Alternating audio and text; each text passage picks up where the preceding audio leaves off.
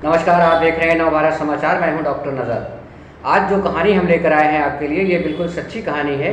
दरअसल बंगाल की एक लड़की दिल्ली आती है नौकरी करने के लिए और इंटरव्यू के दौरान चाय में उसे कुछ नशीला पदार्थ पिला दिया जाता है। नशे में जब वो लड़की हो जाती है उसे कोठे पहुँचा दिया जाता है। इस तरह उसके भाई ने कोठे से उसे निकाला और आगे क्या क्या हुआ, इस पूरी कहानी को हम सुनेंगे उस्मान सैफी से। मल्टीनेशनल कंपनी में नौकरी करने वाली एक लड़की को एक अच्छा ऑफ़र मिलता है और वो उस ऑफ़र को प्राप्त करने के लिए सीधा दिल्ली पहुंच जाती है। दिल्ली में जब वो अपना इंटरव्यू देने के लिए लाइन में लगी हुई थी, तभी उसके पास एक चपरासी आता है और आकर कहता है कि मैडम, आप चाय लेंगी या कॉफ़ी लेंगी। वो लड़की उसकी तरफ देखती है और देखकर कहती है कि तुम्हें क्या चीज़ पसंद है, चाय पीते हो या कॉफ़ी पीते हो, या जो चीज़ अच्छी बनाते हो वो मेरे लिए लेकर आओ। वो कहता है कि मैडम, आपको जो पसंद है आप मुझे बताइए, मैं कोशिश करूँगा कि उसे अच्छे से बना के लेके आऊँ। वो कहती है कि चाय लेके आना, लेकिन थोड़ी कड़क लेके आना, मुझे डर लग रहा है, पता नहीं इंटरव्यू में क्या क्या तरह के सवाल पूछे जाएंगे। वो चपरासी जाता है, कुछ देर के बाद जब चाय लेकर आता है, मैडम को देता है। मैडम चाय पी रही थी और अपनी बारी का इंतज़ार कर रही थी। जैसे ही उसकी बारी का नंबर आने वाला था, चाय ख़त्म होती है और वो बैठे बैठे उसी चेयर पर सो जाती है, उसको पता ही नहीं चलता। कई घंटे बीत जाते हैं, लगभग 12 से 15 घंटे बाद उस लड़की को होश आता है और जब होश आता है तो वो एक बिस्तर पर पड़ी हुई थी, उसके तन पर एक भी कपड़ा नहीं था। उसकी आंखें जो खुल रही थीं तो देख रही थी कि सामने एक बुज़ुर्ग सा व्यक्ति है, उसके शरीर पर भी एक भी कपड़ा नहीं था और वो बुज़ुर्ग व्यक्ति उसके साथ, उसके शरीर के साथ खेलने की कोशिश कर रहा था, लेकिन उसके शरीर में इतनी ताकत नहीं थी कि वो विरोध कर सके। उसकी ज़ुबान में इतनी जान नहीं बची थी क्योंकि वो आवाज़ निकाल सके, क्योंकि उसको चाय के अंदर कुछ ऐसी चीज़ मिला के दी गई थी जिससे उसके शरीर की जो ताकत थी वो कहीं ना कहीं कमज़ोर हो चुकी थी। वो समझ नहीं पा रही थी। वो बुज़ुर्ग आदमी वहाँ से जाता है, कुछ देर बाद एक और व्यक्ति आता है, वो आता है, उसके बाद फिर दूसरा आता है। इस तरह से लगातार लोगों के आने जाने का सिलसिला चल रहा था। 15 लोगों तक तो उसने गिनती की, लेकिन उसके बाद उसने गिनती करना भी वो भूल जाती है। जब उसे पूरी तरह से होश आता है तब वो पानी मांगती है, पानी नहीं मिलता। खाना मांगती है, खाना नहीं मिलता। वो कहती है कम से कम तन ढकने के लिए कपड़े तो दे दो, लेकिन कपड़े भी नहीं मिलते। मिलती है तो उसको मार मिलती है। जब उसे मारा जाता है, पीटा जाता है, बेवजह जो भी वो मुंह खोलती थी उसी बात पर वो पिटती थी। अब मैं आपको सुनाने जा रहा हूँ, ये सच्ची घटना है। राष्ट्रीय राजधानी क्षेत्र दिल्ली का एक थाना लगता है कमला मार्केट, और इसी कमला मार्केट का एक इलाका है जीवी रोड। इसी का एक कोठा है, कोठा नंबर 68 नंबर। दरअसल यहाँ से एक व्यक्ति निकलकर अपने आवास की तरफ जा रहा था, जो कि दिल्ली के करोल बाग में रह रहा था। वो वहाँ से एक फ़ोन मिलाता है और फ़ोन मिलाकर कहता है कि हेलो, मैं अपना नाम नहीं बता सकता, लेकिन मैं आपसे पूछना चाहता हूँ, क्या तुम रानी के भाई बात कर रहे हो? वो लड़का कहता है कि हाँ ठीक है, मैं रानी का भाई बात कर रहा हूँ। आप कौन बोल रहे हो? वो कहता है कि मैं अपने बारे में कुछ नहीं बता सकता, बस इतना बता सकता हूँ कि तुम्हारी बहन जीवी रोड के कोठा नंबर 68 के अंदर है। तुम्हारी बहन ने ये मैसेज भेजा है। वो पूछता है कि तुम कैसे जानते हो? वो कह रहा था कि मैं लगभग 3-4 बार से उनसे मिल के आया हूँ और तुमसे बात कर रहा हूँ, मैं बहुत शर्मिंदा हूँ। वो व्यक्ति इतना कहने के बाद अपना फ़ोन काट देता है। उसने फ़ोन किया था अगस्त 2019 के प्रथम सप्ताह में, और जैसे ही वो लड़का अपनी बहन के बारे में बातें सुन रहा था, रोते हुए गिड़गिड़ाते हुए अपने माँ बाप के पास पहुँचता है और वो कहता है कि बहन की खबर मिली है, बस मुझे दिल्ली जाना है, मुझे दिल्ली जाने की अनुमति दे दो। वो लड़का सीधा यहाँ से दिल्ली जाता है। दिल्ली जाने के बाद जिस नंबर से फ़ोन किया गया था उसी व्यक्ति से रिक्वेस्ट करता है कि बस एक बार मुझसे मुलाकात कर लीजिए। करोल बाग में रहने वाला वो व्यक्ति उसके अपने पास बुलाता है। अपने पास बुलाने के बाद उससे जब बातचीत करते हैं तो पता चलता है कि वो व्यक्ति भी जो फ़ोन किया था वो कलकत्ता का ही रहने वाला है, और जो भाई आया है वो भी कलकत्ता का रहने वाला है। अब इसके बाद यहाँ से सीधा बातचीत करते हैं, और बातचीत क्योंकि उन्हें अच्छे से बांग्ला भाषा जो आती थी, बातचीत करने के बाद वो कहता है कि जो भी कदम उठाओ सोच समझ के उठाना, ऐसा ना हो तुम्हारी बहन की ज़िंदगी ख़तरे में पड़ जाए, ऐसा ना हो कि तुम्हारी ज़िंदगी भी ख़तरे में पड़ जाए। भाई बहुत देर तक सोचता रहता है। सोचने के बाद विचार करता है कि मुझे ही कुछ करना चाहिए। अब यहाँ से सीधा जाता है कोठा नंबर 68 में जाने के बाद वहाँ पर जो लड़कियाँ थीं, महिलाएं थीं, जो सिर्फ वेश्यावृत्ति का काम करती थीं, जो धंधा करती थीं, उन लड़कियों के पास जाने से पहले उसे एक मैनेजर के पास जाना होता है, और मैनेजर से जाकर कहता है कि मुझे किसी से मिलना है, मुलाकात करनी है, मुझे भी किसी के साथ वक्त बिताना है। क्योंकि जो सोचकर वो आया था, यहाँ अगर वो अपने मन की सारी बात बता देता तो शायद बहन को भी ख़तरा होता और उसके लिए भी ख़तरा होता।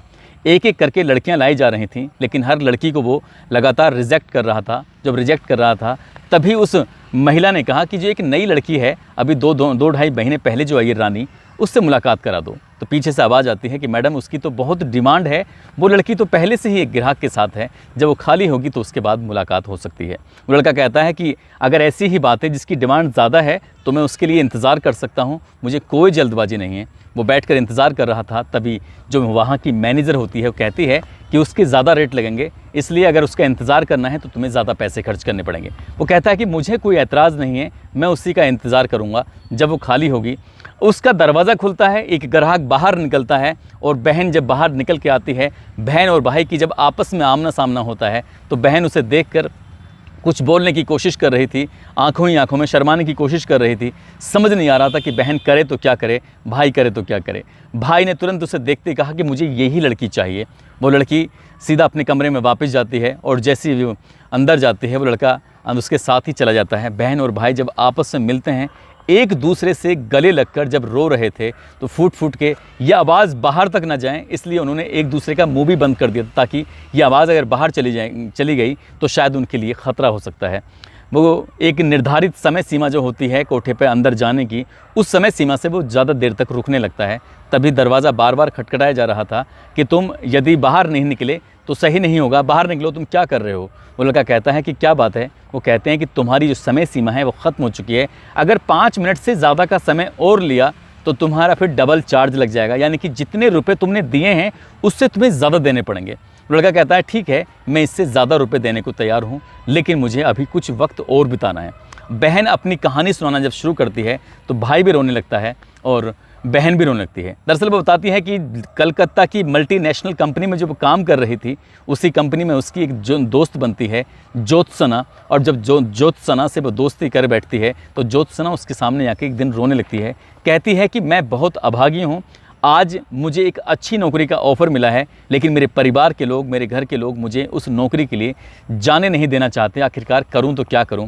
रानी जब उसकी बात सुन रही थी, वो कह रही थी कि यहाँ तुम्हें कितने पैसे मिलते हैं, तो बता रही थी लगभग 35 या 40 हज़ार रुपये के आसपास मिलते हैं, लेकिन दिल्ली से जो मुझे ऑफ़र आया है उसमें लगभग 1 लाख रुपये तो शुरुआत है, और जैसे जैसे वक्त आगे बढ़ेगा वैसे वैसे पैसे भी बढ़ने लगेंगे। रानी जब ज्योत्सना की बात सुन रही थी तो ज्योत्सना की बात सुनने के बाद उसे लगा कि क्या वहाँ नौकरी मुझे नहीं मिल सकती, क्योंकि रानी को भी कम पैसे मिल रहे थे। तभी ज्योत्सना ने कहा कि ठीक है, इस ऑफ़र को तुम प्राप्त कर लो और मैं कभी फिर और देखूंगी, परिवार को मनाने की कोशिश करूंगी।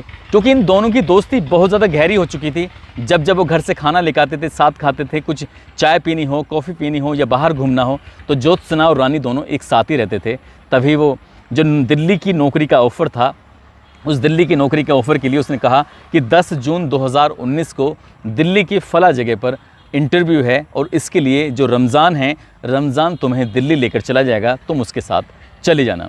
जब वो दिल्ली जाती है तो तब वहाँ जाने के बाद उसका इंटरव्यू होता है, और इंटरव्यू होने के बाद वो पहली बार इस कोठे पर आती है और उसको ये जानकारी नहीं थी कि वो बहुत बुरी तरह से फंस चुकी है।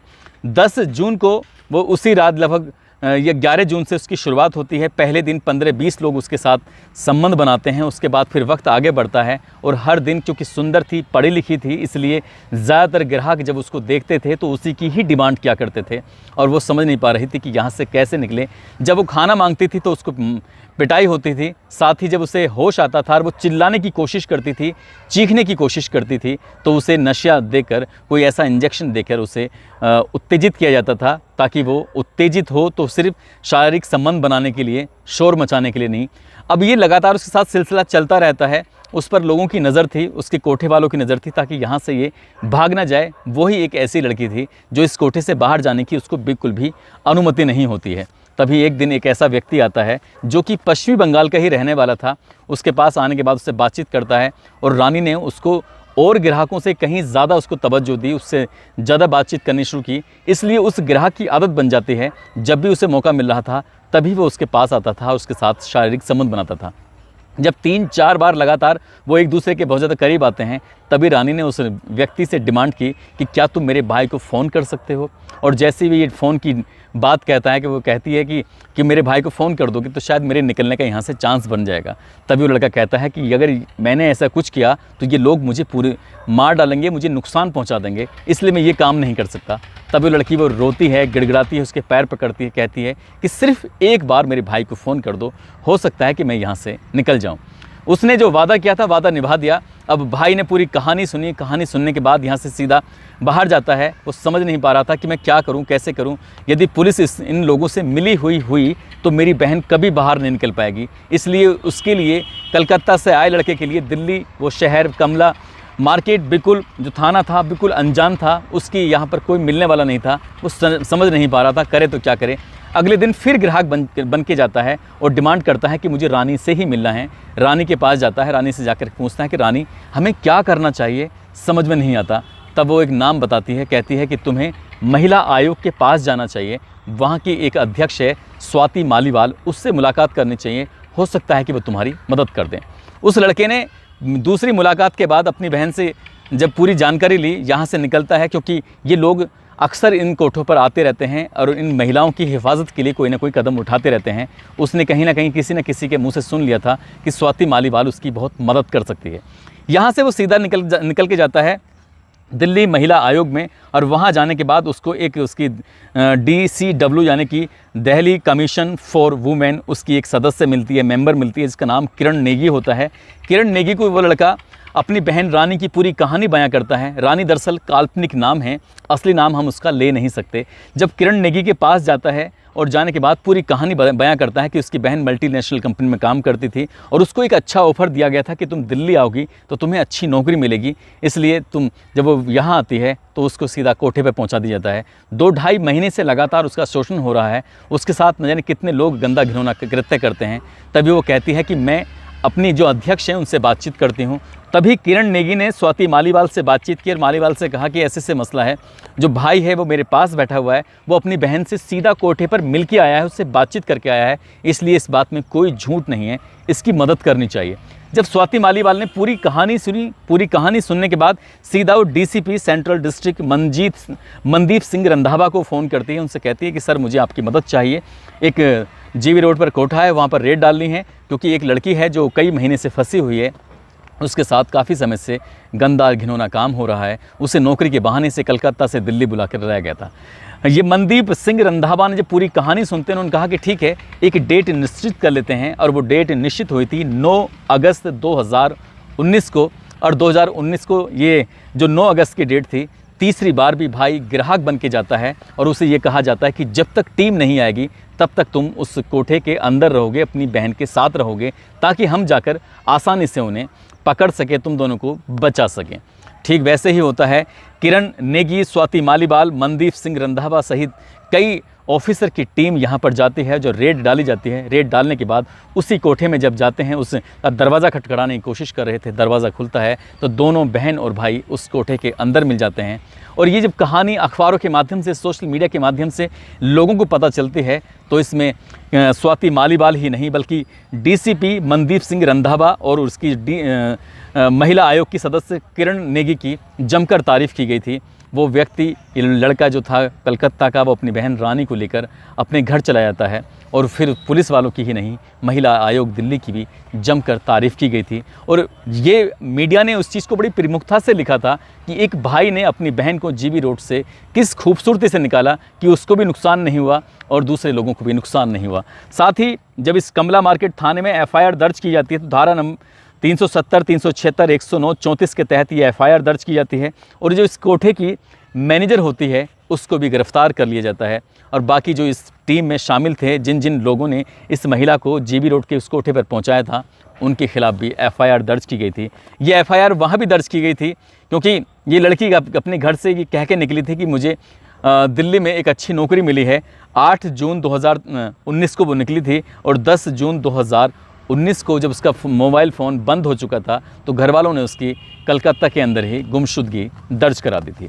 दोस्तों, इस पूरे घटनाक्रम को सुनाने का उद्देश्य किसी को परेशान करना नहीं है, किसी का दिल दुखाना नहीं है, बल्कि आपको जागरूक करना है, आपको सचेत करना है।